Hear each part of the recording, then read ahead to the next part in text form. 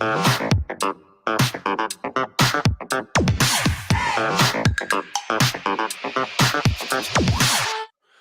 Garden and Old Show, Thursday night, 7 o'clock. Vince, Bomber Brown, Nathan, how are you doing? What's going on, guys? How are you feeling today? Doing good. Thanks for having me on, guys. Good to see you. Yeah, thank you, Nathan. Ryan and I trying to get some folks to join the show today. Thursday nights are a tough night, by the way. Yeah. Yeah, they and really are. and of no fault of people. I mean, life is life, and you got to do it. So, Right. but yeah, so we welcome everybody. We'll give a few moments here for people to jump in. And as you're jumping in, if you haven't already liked and subscribed to the YouTube channel, please do so. Ryan and I think Ryan, we're right about 260 away from 1,000, and so we've been doing a steady climb. And so the more the viewers and watchers share that out, the better. So we appreciate you guys when you do that. And so why don't you do that now? Share it out now. Vince, you see, I'm going with the water tonight in preparation for leaving on the cruise this weekend. That's right. Yeah, Ryan's a cruise guy. Ryan's got a cruise scheduled coming up on Saturday, right? You're going to be gone for a week. Leaving Sunday, coming back Sunday. So Vince will be flying solo. So Nathan, if you wanted to join next Thursday, I'm sure Vince is available. I'll need a co-host for next Thursday. If I don't have anything going on. Absolutely. Yeah, we can definitely check on that. So for our watchers and listeners here and viewers, Nathan is Nathan, why don't you tell them who you are? How about that? Who am I? That's an existential question. Yeah, existential question. Yeah, so my name's Nathan Brown. I run the Big 12 Mafia show on YouTube. Also, we started a college football mafia super branding that we're starting to do to bring in everybody's shows underneath one place. But you can find me in both places on Twitter. We're on YouTube. Just type in Big 12 Mafia and we pop up. We cover realignment. We cover like all of the NCAA news. The House versus NCAA, for instance, is a lawsuit we're tracking. We also have been looking at the private equity for Florida State. And boy, college football's never been this tumultuous. And for us as creators, it's an amazing, it's a font of information, and it's been fun to cover. Yeah, it's really been crazy, especially the last 2 months or so. And there's never a lack of things to talk about. No. So that's for sure. And I will say, Big 12 Mafia, Mowing After Dark. What's the other shows going on with Immaculate? So he's Mowing After Dark, and then Immaculate's just a contributor. Right, right. Yeah, and then Wild Ute, obviously, is the guy started the channel with. So we're kind of synonymous, working together. Yeah, and you guys have been following the whole realignment thing for a while. Right. And a number of the contributors on your show are real deep into it, have a lot of knowledge about it. And I've learned a ton from those guys. So we thank you for joining tonight, and you allow us a little seminal condolences time here a little bit to start with. Of course, it's your show. Until we get into the nitty gritty of no problem of the lawsuit and all that kind of stuff. Earlier today, Ryan, you actually let me know this. I had gone off of social media for a little bit today, and Ryan texted me and said, uh-oh, Mike Martin has passed away. And it caught me by surprise. I mean, we all knew that this was on the edge of happening. But it's always a shock when it does happen. So Mike Martin, I think he was 79 years old. I've got a banner here just to give some people some idea here. 29 wins. That's wild. 733 win percentage and 17 trips to the College World Series. He's the winningest Division I coach of all time across all sports. Wow, really? So those wins are across all sports. He's the winningest coach at the Division I level. So it hit me kind of hard. I've been a baseball fan my whole life, but also going to Florida State and watching the team play, and Mike Martin was just a staple. And when you think about, Bobby Bowden and the type of legend he was and is, Mike Martin is the same. He's the same. He's the same generation, right? And the same type of person, the same type of focus on the family and faith. And the fact that he won a crap ton of games is almost secondary to the type of person that he was. But Ryan, do you have any remembrances of him? Well, yeah, of course. I mean, he was still coach the whole time.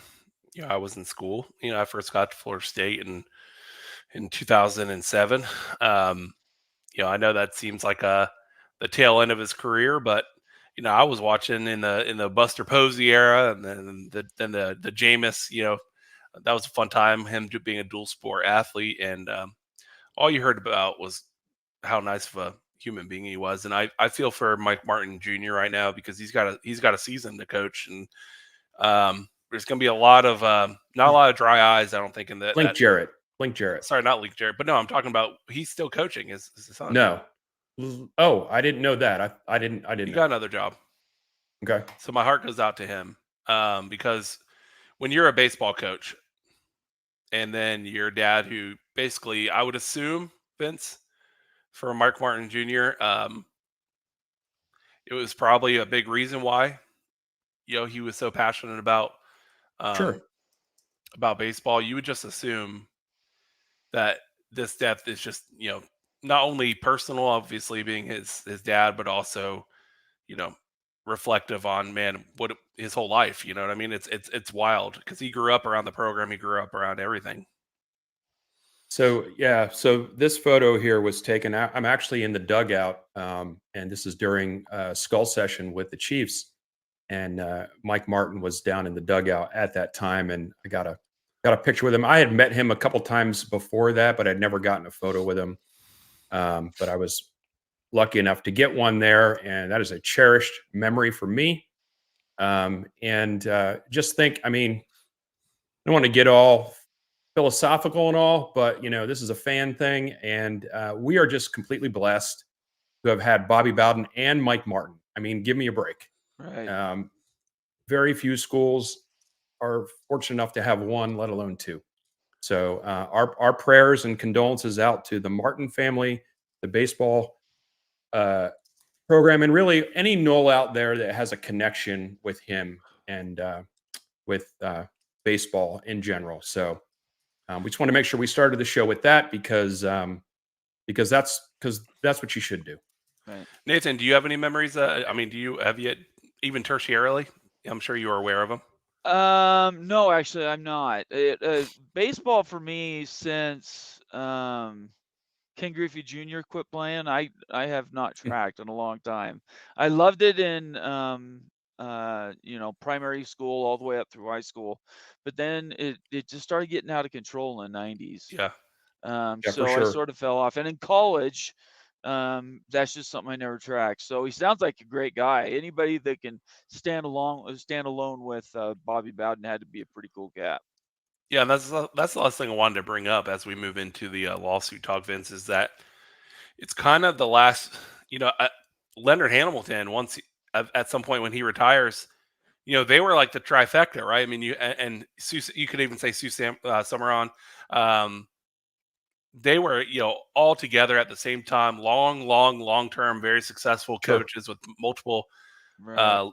conference titles or even national titles. And you kind of feel like, with this happening today, and then with Leonard Hamilton, it doesn't. I mean, listen, I want him to coach a few more years, but I got to imagine the next 5 years he retires or Sure. moves on, and that'll be a sad day because all these Vince, especially you're the old part of Garner and old.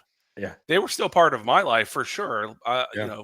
But for you, it was essentially your entire Seminole life were these coaches. Yeah, I mean, for sure. And it's just a turning of the page. And so, I mean, I don't want to, again, time marches on. And like I said, I'm just sad for the family. And, but if you're in the comments and you'd like to chime in, you have a memory of yourself with Coach Martin or whatever, jump in there and let us know about it. So there you go. Mike Martin baseball camps were a staple. when I was growing up in the 80s. I never went to one, but I remember seeing a lot of my friends wearing Mike Martin. That's right. The Mike Martin baseball camp shirts were everywhere. Yep. And shout out here to Summit Hawk. Hello, Summit Hawk. Thanks for joining us. All right, Vince. Let's get to it. Rest in peace, Mike Martin. We love you. Hope Bobby Bowden welcomed you up there at the 50-yard line and said hello. I can imagine they're probably drinking a nice cool drink. And, yeah, a little lemonade. They're enjoying. Absolutely, no doubt about it. Vince, did we not have that much news this week about any lawsuits? Did we? It's crazy, and I've been following all of the shows. I watched your show last night. Nathan, you had was it last night with Doug and Danielle on? Yeah, it was great. It was a great show. And then I've been watching, the Renegade Report. I've been watching them all because every show brings a little bit of a different nuance to it, and it's been crazy this week. At this point, in my opinion, and I'll let you guys both answer this, but it seems to me that if there are some negotiations going on behind closed doors, they don't seem to be going well. Right. Well, what do you think about that? Yeah, Nathan? The communication is breaking down. There's no doubt about it. And it all depends who you follow. If you're a fan of the ACC, you can't be happy with the information that's come out. And you mentioned Doug, you mentioned Danielle, they are on top of this stuff. Mitt Winter's another one. And all three of those guys, if you follow anybody legal on Twitter, it needs to be Mitt Winter, it needs to be Danielle Kelly, sorry. Rohan Law. Yeah, and then Rohan Law. Those three are going to get you where you need to be. And they basically told us that the words they're using are very open and honest and are cutting them to the quick. The Florida State's not going to let them get away with anything. And at this point, outside of the actual separation, leaving the conference early, which is anywhere from $100 to $140 million, there might not be a Gore penalty. It's quite possible that they don't have to do that at all. And so the ACC right now is scrambling, trying to come up with some leverage to drive FSU back to the table so they can get this thing settled out, because the longer it goes, the worse it's going to be for the ACC. I mean, the stories that are coming out about how they want to hide the information from people so they protect their trade secrets and all that. Look, this isn't IBM. You're not sitting in an Apple warehouse someplace that's manufacturing the next great iPhone, right? We're talking about a licensing agreement to broadcast collegiate sports on television. It's just ridiculous. Ryan, what do you think? Well, listen, I want to use an example of what this reminded me of. Vince, a former colleague of ours, I won't say his last name, but a man named Justin, right? He and I had a sort of brotherly love-hate relationship a lot of times. Joke around, but then, sometimes things it's not personal. So what this reminds me of is him and I taking little stabs at each other, and it's all fun and games. And then one of us goes a little too far. And then the other one goes, "Oh, really?" And then just unleashes. That's what just happened, is that we, for a long time, it was kind of hey, fourth board of trustees meeting, little warning shot, I'm going to throw a little bit of shade, just a warning. We're not happy with the situation, but we might still be able to work something out. Then this last board of trustees meeting, a couple weeks ago, we're definitely not happy. We want it over with. And now we're to the point where it gets in the mud. And this is the part I was excited to get to. I hope we would get here. I really was, because listen, I got a lot of problems with you people, to quote Seinfeld, Seinfeld, right? Absolutely. And now you're going to hear about them. This is Florida State's Festivus. And so when it comes to things that Vince and I have known about for a long, long time, listen, we live and breathe on the message boards. Our whole, we've been on all the sites for years and years and years. And so we knew about the nepotism situation with Chad. The famous Chad now at Raycom Sports. Yeah, we knew about that. But it was always kind of like, I don't know, like if anyone follows the account Message Board Geniuses. Those guys are funny. Yeah, funny account on X. Yes. Those are the kind of posts you would see on the message board. Is like, Florida State with his, their son working at Raycom. It's ridiculous. And so I always kind of like half shrugged and rolled my eyes, not sure if how much was true or how much was to believe. But Florida State, man, they took out the little shiv and they started doing a little stab. They're not in the kill shot territory yet, so I'm interested to see if the ACC comes back with something quite personal. How far does this go, Vince? When you're going back all the way to the beginning, what you're really saying is that Florida State tried to go about things the right way. So when the UNC athletic director basically called the board of trustees barking in public, what the general public failed to realize is that Florida State's been trying to deal with this behind closed doors for 2 years now. Yep. And they've been saying, "Hey, things aren't what they should be, and here's why." The conference, thinking they're in a lofty position, didn't feel any need to make any change. And so Florida State said, "No, really, you really need to think about this." And at some point, you can only throw so many. What's the word I'm looking for? Haymakers? You can only drop so many hints. Yeah. Right. You can only drop so many hints. And then at some point, you're going to have to get someone's attention, like shaking people and say, "Hey," and I think what happened this week is a shake. Because when you start naming people's names, this is the point this is the part when the Board of Trustees chairman said, "The grant of rights is not the document that's going to keep us from leaving this conference." Right. That's not the document. Yeah. They already knew. They knew a year ago. And it baffles me how the conference just thinks or the conference leadership thinks they're in this position of power. Yeah. They are not. As a matter of fact, they are in survival mode. Yeah. And they are going to fight tooth and nail if they have to, maybe to the point of completely imploding the ship. Yeah, and we three talked about this, where this all started really back in the ACC meetings and the Magnificent Seven. I mean, Right. that's how we all met, right? Is Yeah. when that stuff started breaking, and there's some rumors at the time, and now pretty much confirmed that there may have been some shouting happening Right. between the presidents and athletic directors and a lot of other important people that might have been on calls and in the room, and Jim Phillips even being called back to the boardroom to maybe play peacemaker a little bit. But we made it clear then that we are not satisfied. They called our bluff, and we said, "Okay, let's do this." Then the ACC rebutted, and now we rebutted again, and now here we are. So, how far does this go, man? I mean, are we talking? They name dropped John Skipper, right? Oh, he was in there for sure. They name dropped him, but they didn't go into details. But I did enjoy, Vince, they played up a scene of Swafford meeting with Skipper in a North Carolina bench. That's right.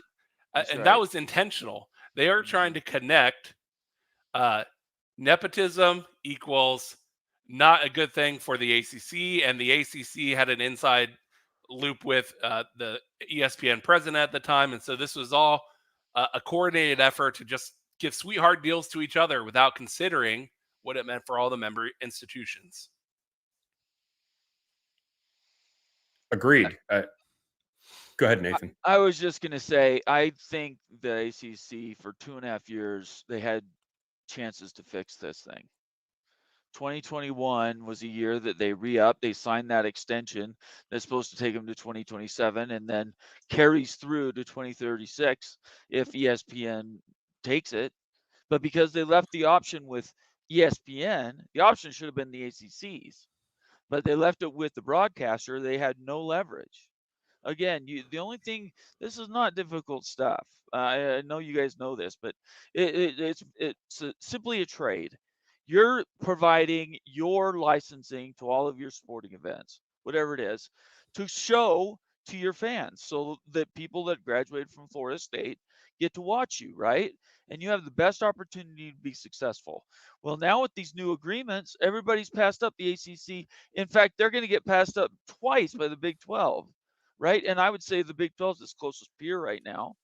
And they're going to get passed up 2 more times before they get to renegotiate again in 2036. So there's no way with a 4.5% inflation bonus Right. every year. It's ridiculous. Now the money might be gone that went to the Big 12 and the ACC or SEC. That might not. Those might be the biggest contracts ever done for college sports, right? The economy still hasn't come back. We're still looking at consolidation on the broadcaster level. A lot of like the Googles and Amazons haven't jumped in, and Apple haven't jumped into broadcasting sports. So there's not that many options out there right now. So to take the idea that, hey, you're going to hold your best brands hostage, and I've seen anywhere from 23 to 32% Florida State is worth of the entire value of the ACC contract. If you're even worth a small portion of that, it's still more money than you would ever see in the ACC contract at all. So the ACC did this in a sweetheart deal to stay close with Raycom wanted to stay close with ESPN. We all know how corrupt the system that was. And now you look ahead and you're like, okay, where do we want to be? And Florida State's known they're going to do this for a long time. You guys told me about it first, and it's just common sense. This isn't real complicated stuff. When you follow the line, and when it's happening, you don't really. It looks kind of weird, and it doesn't feel right. But when you look back on it in hindsight, you're like, man, this thing was messed up.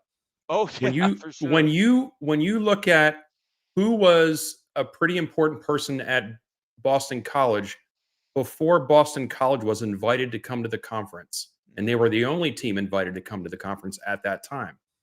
Who was that person? That was John Swafford's son, Chad Swafford. Okay. He was a pretty big deal at Boston College at the time. Hmm. Boston College gets invited to the conference. Great. Then Chad Swafford gets a job with Raycom and starts to climb the ladder there. And so when it comes time to do a new deal with ESPN, John Swafford and Skipper, John Skipper, decide to sip some tea under the swaying pines, and John Swafford basically says, in order for us to do this deal, we have to have Raycom handle all the tier 2 and tier 3 rights. And if you know anything about Raycom, you know how awful their broadcast was. Awful. But he paints it as a picture of we've had this relationship with them for all these decades and blah blah blah blah blah. But what Right. really is going on is Chad Swafford is a big deal at Raycom. Well, So and when those things happened, you read about, and you've seen people post the stories about this. You read Right. about these things in the newspaper, and you're like, that doesn't seem quite right.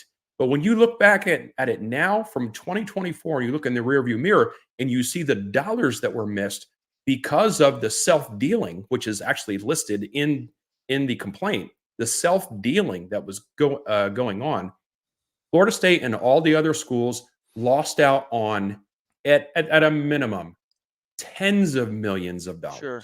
at a minimum. Yeah, the Chad Well, situation definitely has a Hunter Biden feel, not to get political, but that kind of uncomfortableness. the 30 for 30 that comes out about realignment since 2022 is, The Last Dance was what, 8 episodes? Oh yeah, I loved That it. 30 for 30 could be 20 episodes on Netflix to cover all the ins and outs and how they've screwed up realignment from the beginning, starting with the Pac-12, the ACC bringing on schools that really they couldn't justify except to say, hey, we want to have more brands in this conference. They didn't have the deep conversations about what are they really bringing to the conference, right? And then the changing dynamics about what is actually valuable. It's no longer where you're at. It's now about, can you reach all of your That's right. alumni, and all these things have changed, as we know. Bob Thompson has told us, right? Yep. So if your brand is strong enough, honestly, you should be taking those rights and putting them in your shirt cuff and selling them to whoever wants you best. And that's where we're at now. That's why the A3, A4 model is looking so almost predetermined at this point, because these other schools simply cannot compete. There's not enough money out there to feed this big beast, and there's still schools that are going to be left behind. I keep telling ACC schools, if you want to stay relevant, you need to go to the Big 12 right now and try to get in before everybody else does, because I guarantee you there's only going to be so many seats on the bus. It really is like a musical chairs type of situation. Sure. Because it's an inevitable thing. And right now, and actually forever, ever since this started with the ACC with Swofford, they've been in survival mode, and they are currently in the throes of death. And they are doing anything they can, to the point of maybe taking this court case all the way to the bitter end. They may be willing to do that just because there's no other option for them. Well, but nobody else is moving yet, right? Clemson and Miami are still North sitting Carolina back. North starting to. Carolina still has this stuff to go. So the ACC's not dead and buried now, but we'll have to find out where it's at after Florida State leaves, and we all assume it's going to be in the Big Ten, if not the SEC. They have a place to go, and so it just, what can the conference put together to, you take off 30% of your value. The Pac-12 lost USC, lost 50% of their value. That's how powerful that is in LA. You guys are like anywhere from, like I said, 23 to 32. I've heard differing values, but that's still a significant amount of a conference that has 17 teams. It's absolutely ridiculous. And I don't know what these schools are thinking. The guys that are pointing fingers saying, we will never. You know, you heard all those "we will nevers" in the Pac-12, and now they're out of it, right? So I think people need to get proactive and try to take care of yourselves. And the conference is not going to protect you. I'm telling you right now. If you're the Clemson or Miami and you're expecting the ACC to protect your brand, to keep you valuable, it's not going to happen. The ACC has no teeth and they have no leverage. And they have no history of doing it. No, well, yeah. I mean, you go back and how bad it's been misrun, but that's been decades. It's right? one of those. It is one of those things where, you know, I'm going to trust you, and if you break my trust, I may trust you again. But at some point, you know, you are what you've done, and the ACC has done little to promote the brands of the institutions. It's done a lot to promote the pocketbooks of the Swofford family. Right. It's done a lot to do that, but it has not promoted the brands. Ryan, can I ask you guys a real quick question? Sorry, Vince. This is just something that has been in my head for a long time. Where was the oversight for the ACC? Florida State's been agitating for a while, but you guys could have been on top of this years ago. You could have gotten a few people together and said, we need to go and look at this thing and actually know what we signed up for. Why weren't they auditing him? Yeah, it's our old athletic director. I don't understand what these schools of North Carolina, Duke has been negligent, over the top. They might be playing in the AAC in 2 years. I mean, it just blows me away that nobody decided to ask the same questions. The same thing happened at the Pac-12. Nobody was discerning and went in and said, we're not going to just take their word for it. We're going to actually go in and find out for ourselves. You know about the frog in the boiling pot.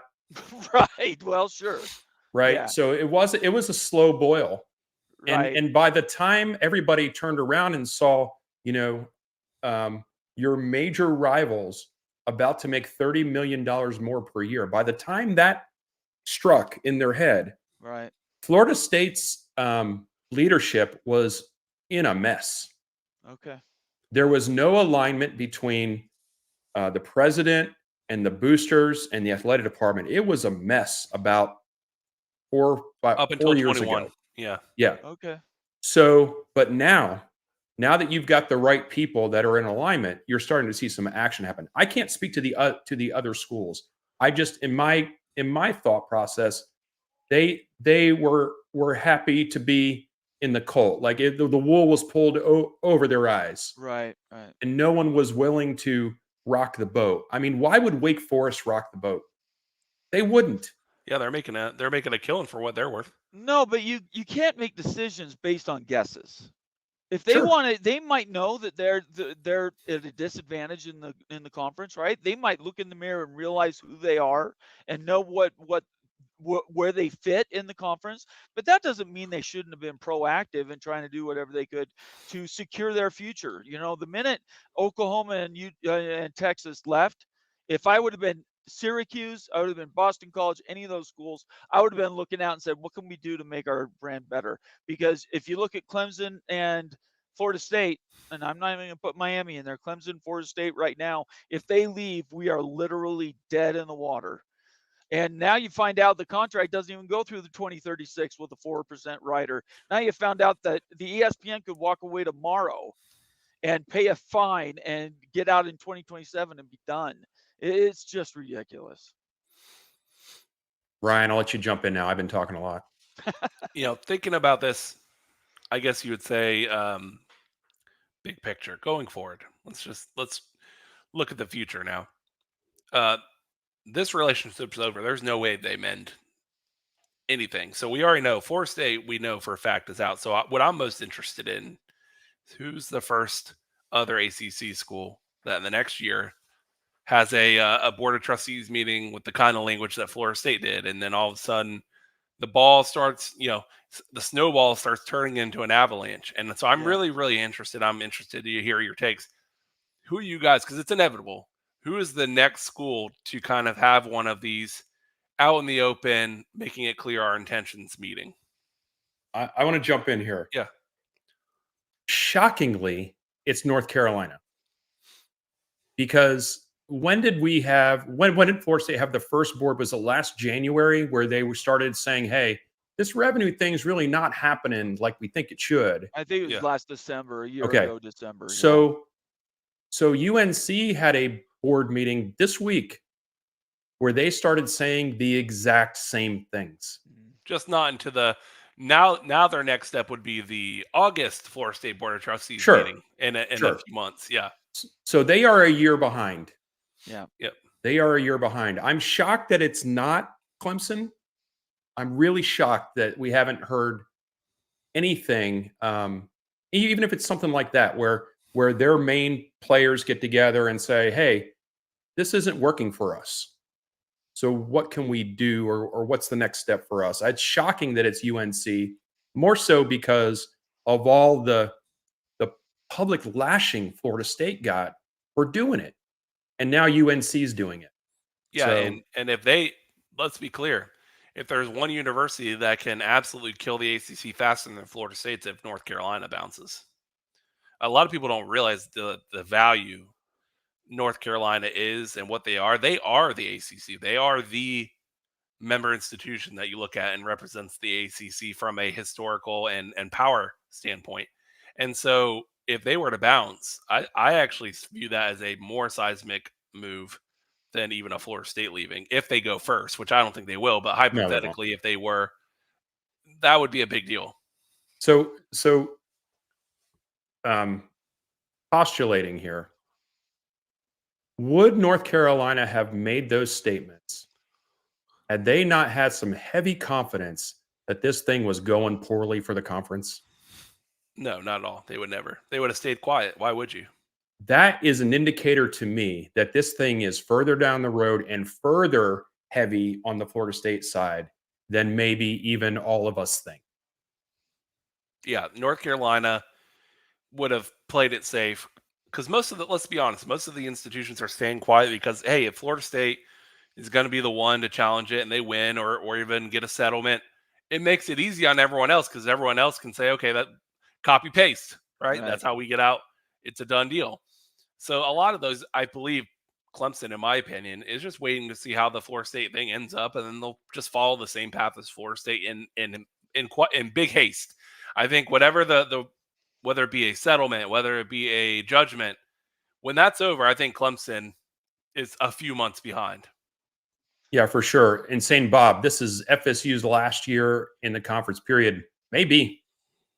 I was more inclined to think that it would be one more year after this year, but the way this is progressing now with the naming of names and North Carolina starting to bark, I'm thinking you may be right about that.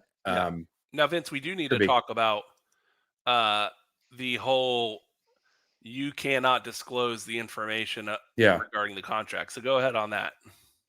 Yeah. So when the ACC filed their amendment, they basically were trying to smack the hand of Florida State, saying, "Hey, you have violated what you agreed to in terms of confidentiality and non-disclosure on the things that we agreed upon." Which, when we read that, even Doug and Danielle, they all kind of said that's ridiculous, right? You can't just because you say something is confidential doesn't mean it is, right? Florida State comes back this week and basically lays out, legally why it's not true.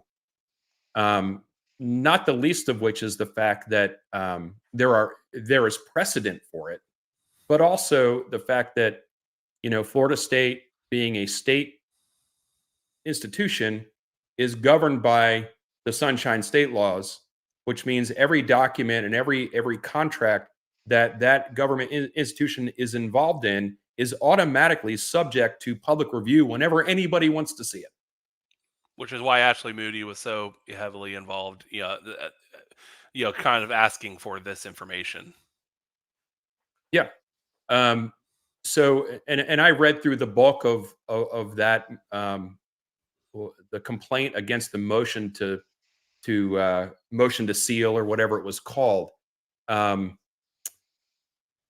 Again, not a lawyer, but when you're citing case after case of precedent where you're basically tearing that down, I don't think Florida State's going to have any problem with a judge saying Florida State made some kind of error in disclosing this stuff.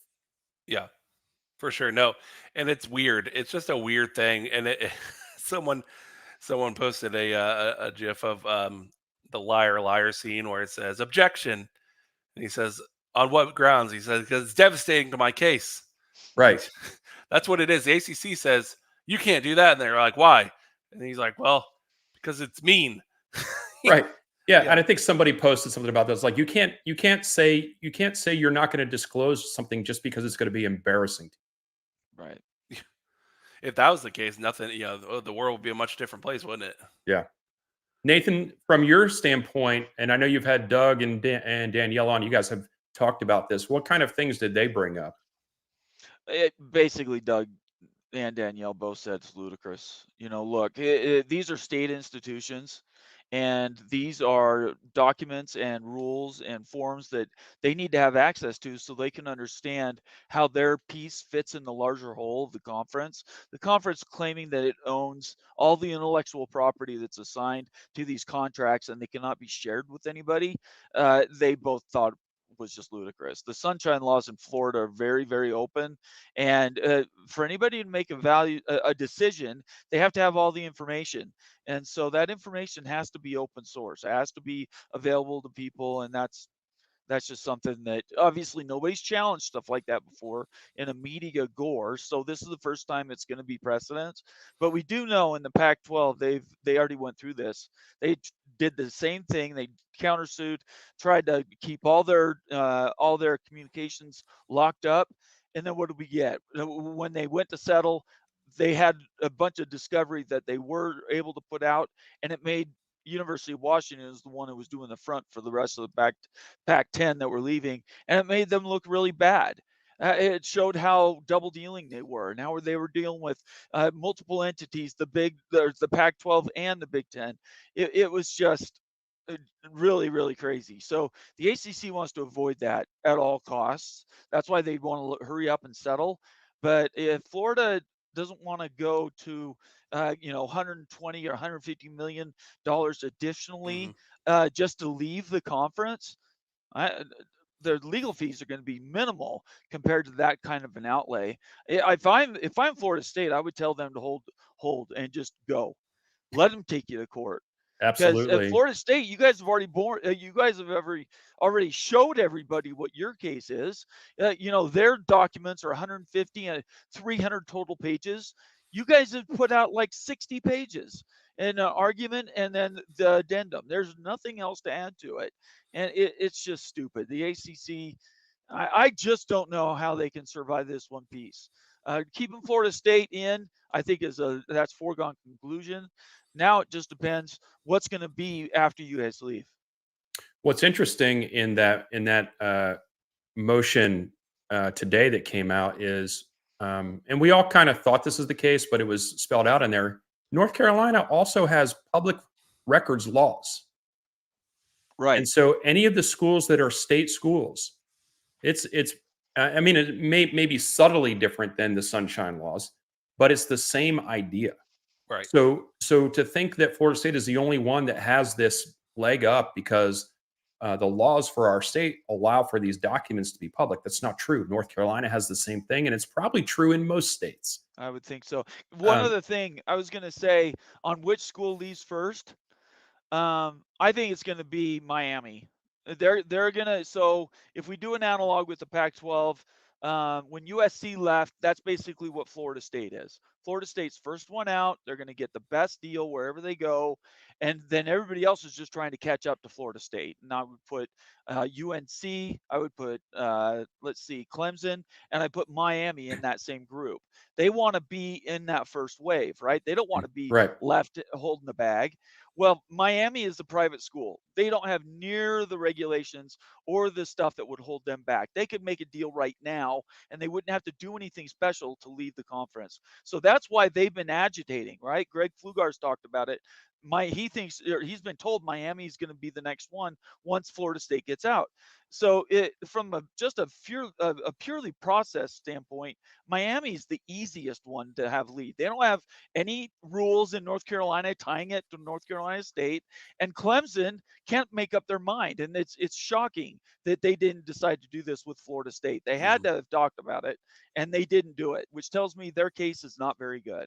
So in my opinion, it's going to try. Miami's going to do everything they can, even to leave it like a quarter share or something for a while. I could see them doing that to get out of the conference. What I want to go back to something you said, like Clemson's case is not as good. I don't know that I agree with that. Once Florida State gets through this and is deemed that these documents are not valid, right? It doesn't matter what anybody's case is. It applies to everyone else. Yeah. But the difference is though, we're talking about different states though. True. They don't have access to the same, right? Florida Sunshine, everybody's talked about it. How Sunshine is a great disinfectant. So open up all the records and everybody can see what's on the inside. Right. Bleach it all. South Carolina does not have the same type of rule, and it goes state by state. That's why it would be different for one school than another. I'm not saying they're not going to go, Vince. Don't misunderstand. Yeah. I'm just saying from a purely process standpoint, the only one that's really not tied to anything statewide would be Miami because it's a private school. All these other schools we're talking about that would be in the first wave, they have to go through their own state legislatures. They can't just go write a check and get out. Kind of, they're not SMU, which is basically what Miami is right now. I want to throw a question up here or a statement up here from Sergeant Pickles, who we all know very well. Oh yeah. And by the way, if you have any questions or comments and you want to throw them in the chat, we'd love to have a chance to answer those things. FSU won't get out for free, but a settlement to leave in a year or two without airing all the dirty laundry is preferable. Right. I normally would agree with that until I started thinking about the possibility of, is it possible that the ACC has caused damage to Florida State that they can quantify? Absolutely. And so the way I kind of look at it is this: if we are going to go to the settlement table, and there's a number, like the ACC wants it all, and Florida State wants zero, and we're coming closer, right? We're coming closer to the middle. But let's just say that the ACC says, we'll let you out for $150 million, but you can't actually leave the conference until 26. If I'm Florida State, I look at that and I go, well, wait a minute. You've already caused me to be behind my peers. Now you're going to ask me to be further behind my peers for the next 2 to 3 years. I would look at that and say, okay, we will leave in 26 or whatever, but we're going to take 30 million off for each year we have to stay. Or Because that's we're going to take the case all the way. Or we're going to take the case all the way. So because we're already at a $30 million detriment each year.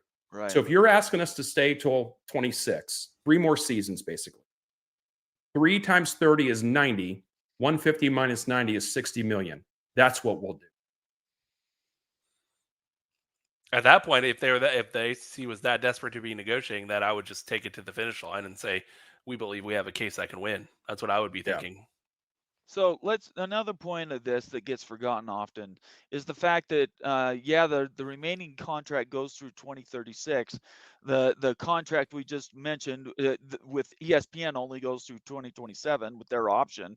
So in that difference, we'll just say 27 to 36. Say ESPN picked that up at a lesser rate without Florida State. Maybe Florida State's the only one that goes out, and they decide that they'll get 25 million. Let's just assume that's the case. And they're thinking that any school that leaves is going to have this giant windfall, and all the schools that remain that stay loyal are going to get that money out to them, right? They make more money because schools are leaving the conference. And when that news first got out that could possibly be a tactic, everybody was thinking, oh, wow, if I'm Wake Forest or Boston College, go ahead and leave all you want. In fact, as many schools want to leave as possible, we'll just keep cashing those checks. Well, the problem is that it's titrated over a 13-year time frame. They're not going to get the balance of whatever their out is in the first year. You might get $1 or $2 extra million a year. So there's this talk about these giant windfalls, and the people want to stay in the conference, a dying conference.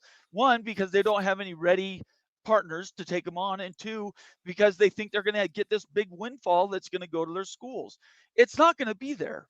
If 3 schools leave tomorrow, Florida State leaves, and we'll just say Clemson and Miami leave, and they all leave for roughly $100 million. That's $300 million you're going to share over with what, 12, 13, 14, 15 schools over 13 years. You might get $3 or $4 million extra. That's not going to make up the difference between that and what the Big 12 is going to be making, which is going to be close to 55 or 60. It doesn't make any sense. So that's why, from a math standpoint, go ahead and all the schools leave that you want, and go ahead and you can decide to stay. But I'm telling you right now, your value is worth a lot less the longer you wait. It's better to cut it off right now and just go. Make the tactical decision for your school. You need to be in this upper echelon, and this is the best way to do it. Yeah, Seven Pist or Tempest. FSU is going to tear the ACC apart. I guess on a superficial level, yes, but the FSU doesn't care about tearing the conference apart. Them leaving will cause a cataclysmic change to the conference, but that's not what they're after. They're after what they want, which is to get the value of the brand. It's not about tearing the conference down, which I think Sergeant Pickles made a mention about something like this too. Here he says, I would say, just like in the Merchant of Venice, be careful about trying to take your pound of flesh on the way out. I totally agree with you on this.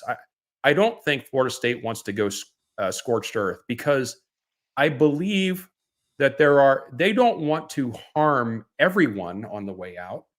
I'm sure they have really good partners and people that they care about that are going to be in the conference. So I think they're going to settle.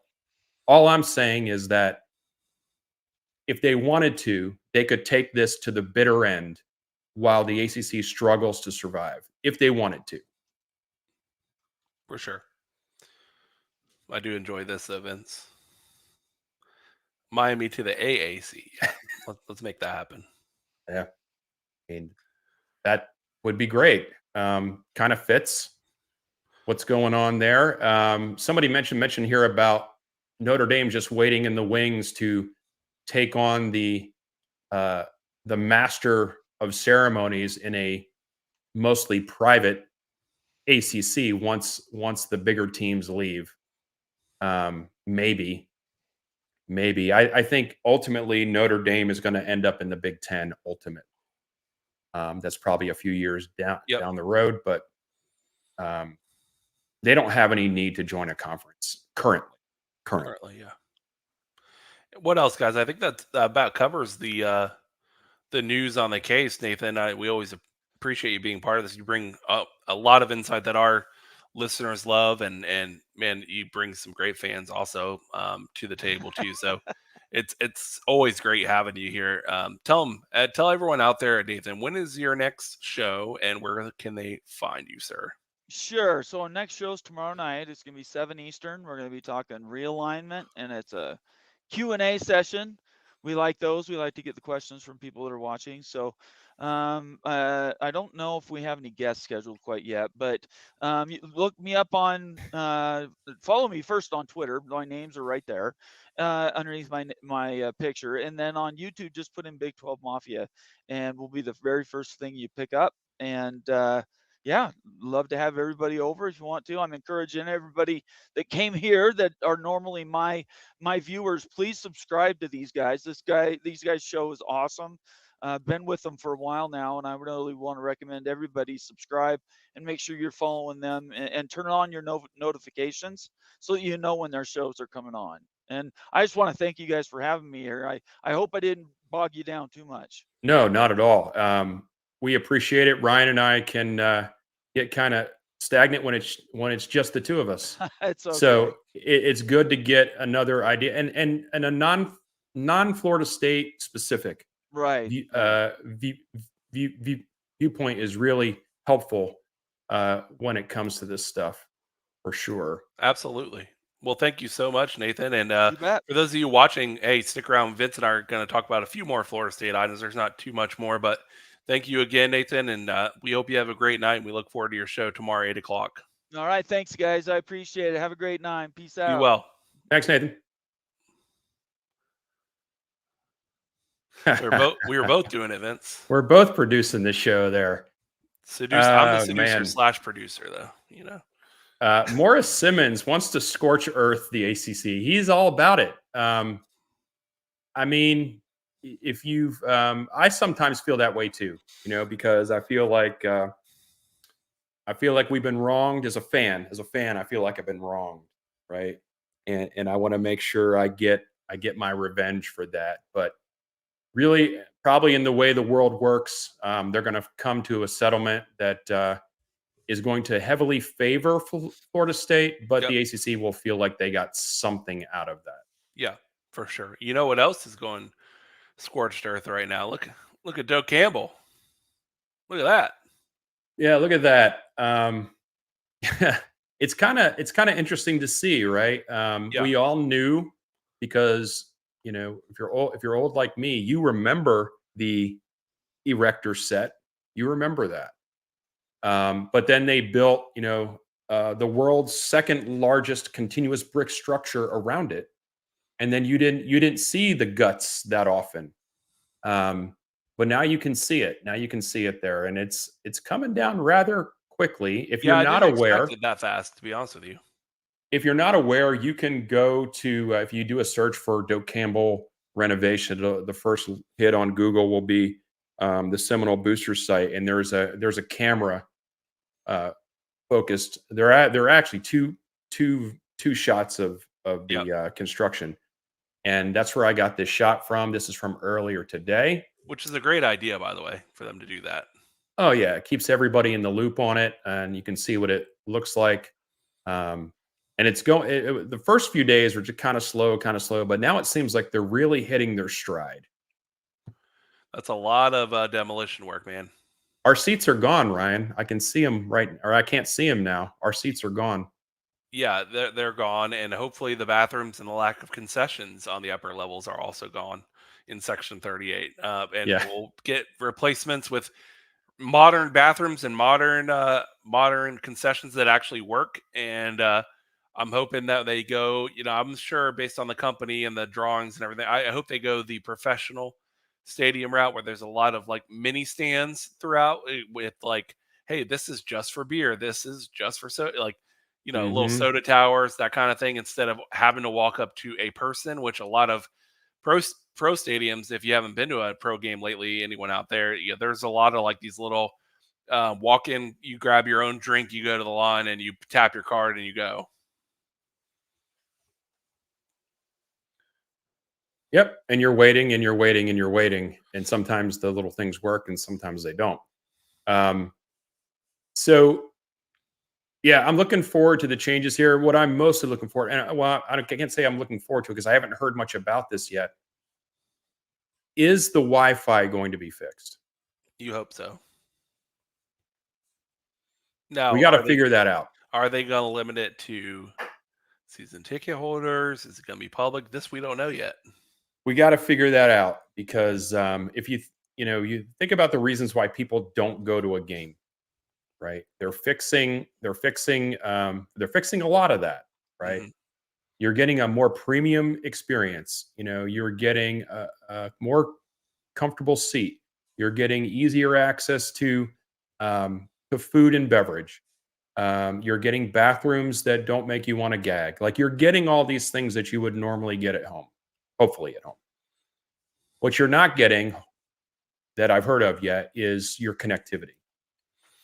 Hopefully they're going to figure that out because it would be great, Ryan, if we could do our shows, our halftime show from the stadium.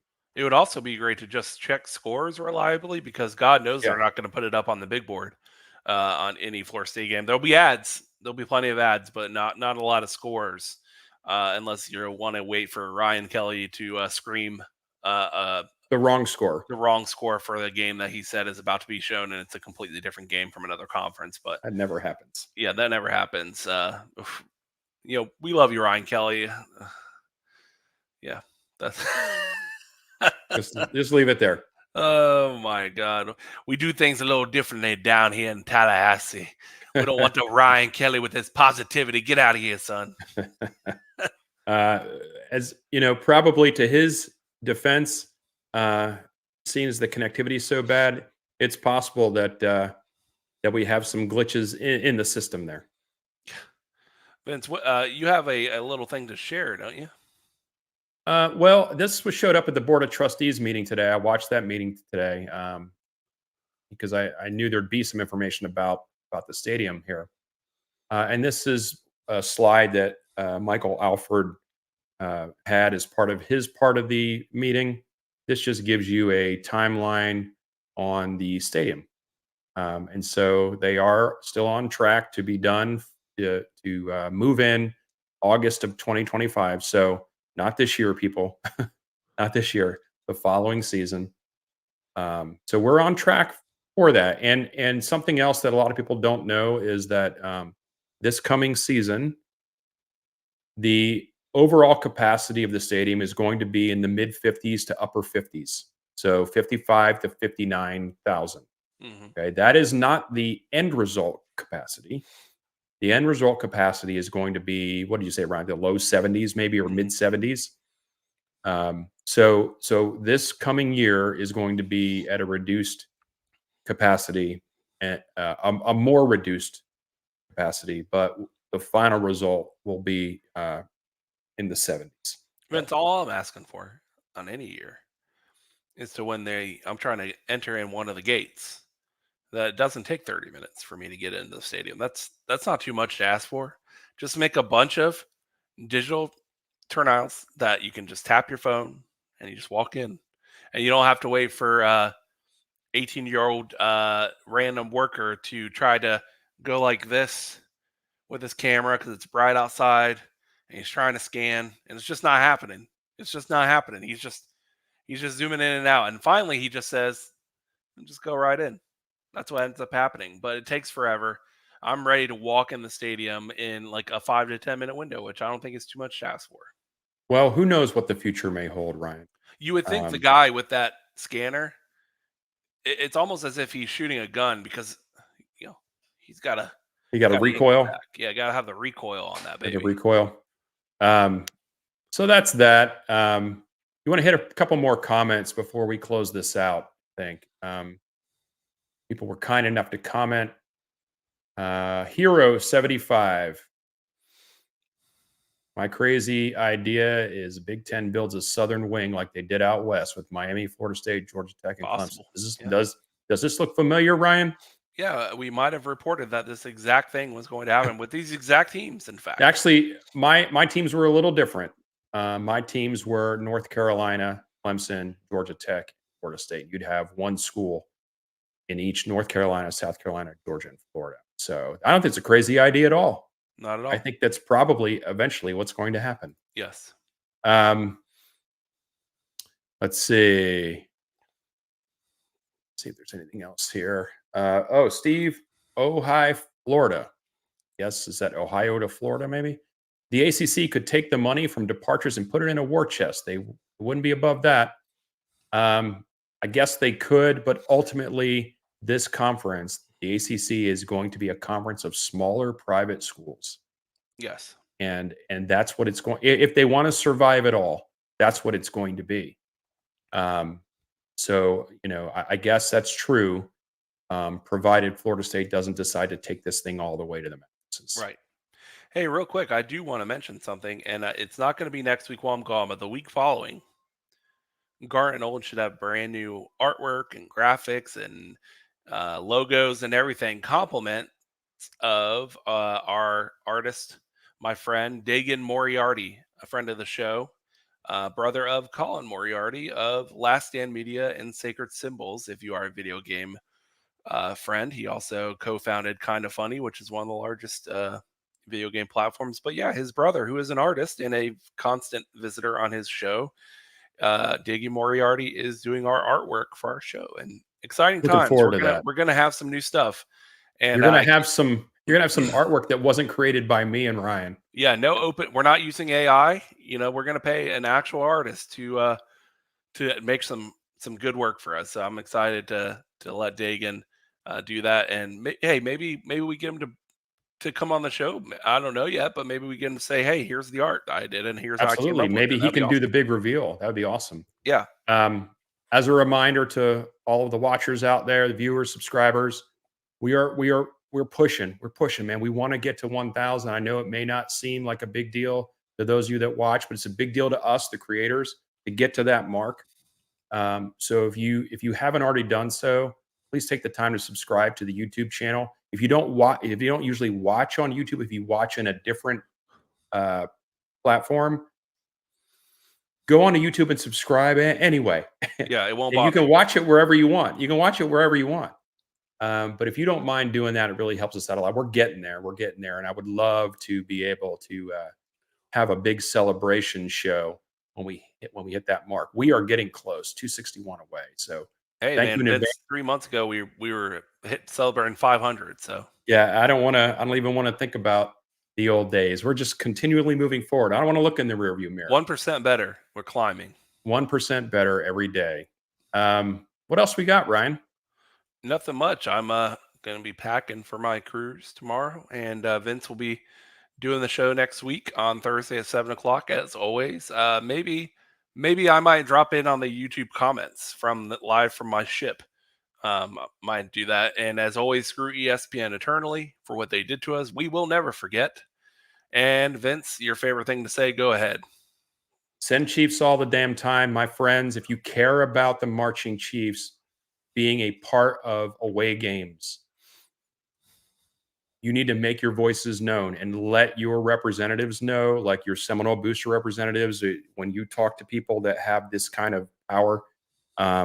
As of right now, still right now, we do not know how many marching Chiefs are going to Ireland. We don't know yet. That's a lot of money to get in place before August, and the time is ticking. So we have to push the envelope a little bit.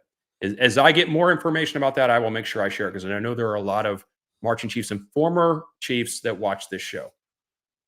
Send the Chiefs all the damn time. And hey, thanks for watching, everyone. Garnet Old, as always, no inside info, no contacts, no problem.